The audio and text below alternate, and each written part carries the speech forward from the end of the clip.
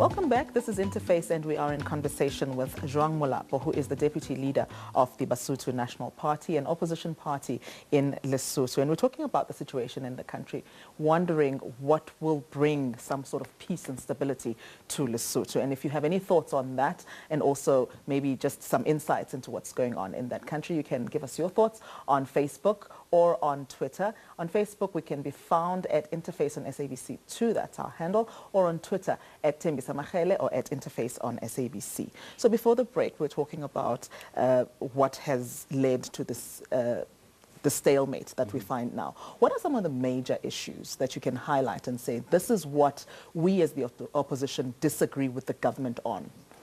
You know, Mentemisa, we entered in the post-election period.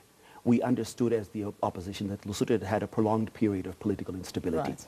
And we felt that unlike the attitude maybe that had been when we were in government, the opposition had taken, of to try and be antagonistic on every issue, we had thought that we would come into this period of opposition in a very cooperative spirit. But we did so on the understanding that the government would also fully fulfill its responsibilities to create a state of peace and stability in Lesotho.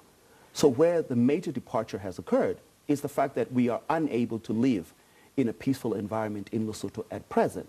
Even with the interventions of SADC, the interventions of our Deputy President, Cyril Ramaphosa? The interventions of Deputy President Cyril Ramaphosa are appreciated, and the ongoing efforts by SADC are really appreciated. But until such time as they fundamentally deal with the issue that the Lesotho army is not supportive of the democratic process in Lesotho, and is taking sides in the political struggles in Lesotho, and that there needs to be fundamental changes in the personnel leading the Lesotho Defense Force. And until those changes happen and the Lesotho army is able to occupy a position of political neutrality, then the government understands that the army is a political weapon, and it is one that is used against the opposition. Just unpack that for us a little bit. Are you saying that what would make the opposition in your country happy is if SADC and South Africa were to step up and say, let's take away the top brass of the military in Lesotho and replace that with new leaders? Is that what it would take? I think that the reasons that the then Prime Minister, Dr. Thomas Thabane, put forward for the removal of Lieutenant General Gamudi from the command of the Lesotho Defense Force remain valid to this day. The army needs to operate in a particular manner in the context of a democratic country. And so long as the Lesotho army refuses to abide by democratic principles, then it is not a contributing factor to peace and stability in Lesotho. Now, the decision by Deputy President Cyril Ramaphosa to remove the senior commanders of the Lesotho, of the various arms of the Lesotho Security Force from Lesotho was cognizant of the fact that the army is a problem in the Lesotho equation. And the fact that that army commander has been brought back means that for all intents and purposes, the situation is where it was on the 30th of August of 2014. Let's look at the implications for South Africa for a moment. And, you know, we are all looking for peace in Lesotho, but what some people might not know is that South Africa, Johannesburg in particular, is heavily reliant on Lesotho to get water. What are the implications should the stalemate continue? You know, Metabisa, the long-term repercussions for South Africa are very, very bad. And not just on the possible issue of the disruptions of the water supply or the inability to implement the later phases of the Lesotho Highlands Water Project, but also to remember that unless Lesotho's economy is able to employ a significant portion of Basotho, right, then the first place where Basotho will come to look for work is to South Africa. And that will aggravate a situation that is already a difficult one for South Africa to cater for its own indigenous population. So South Africa has a serious interest in seeing that the economic situation in Lesotho is one that is developing, and that will only happen if the political situation in Lesotho is a stable one. Dr. Molapo, SADC Troika has called for a constitutional and security reform. Is that likely to happen?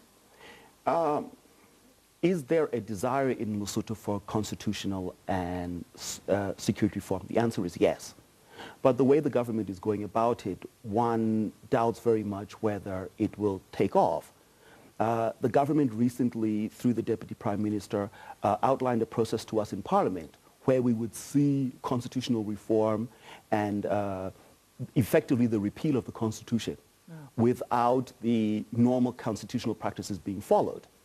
And we are at a loss as to how this is actually going to be done.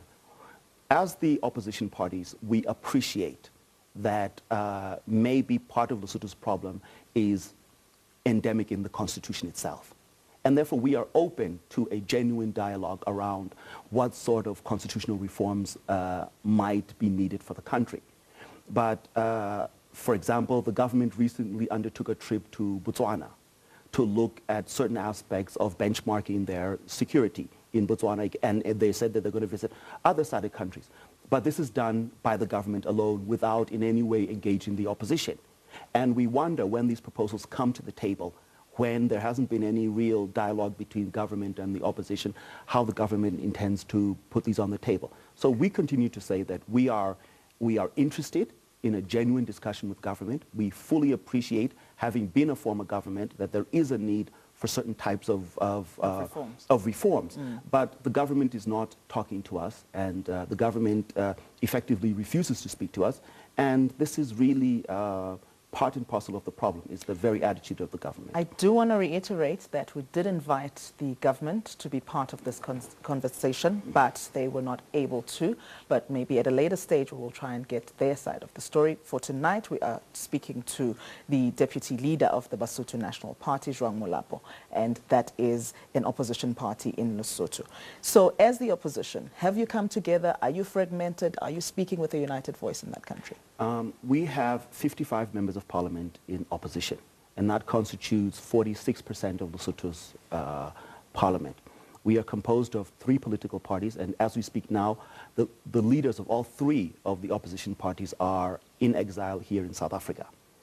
While we do not have a formal agreement that ties the 3 parties together, even in the run-up to the elections, we enjoyed a very amicable and cooperative relationship.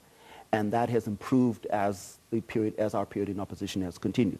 Right. So I think the representation of the opposition is that we are very strongly unified around the principles of returning Lesotho to democratic rule.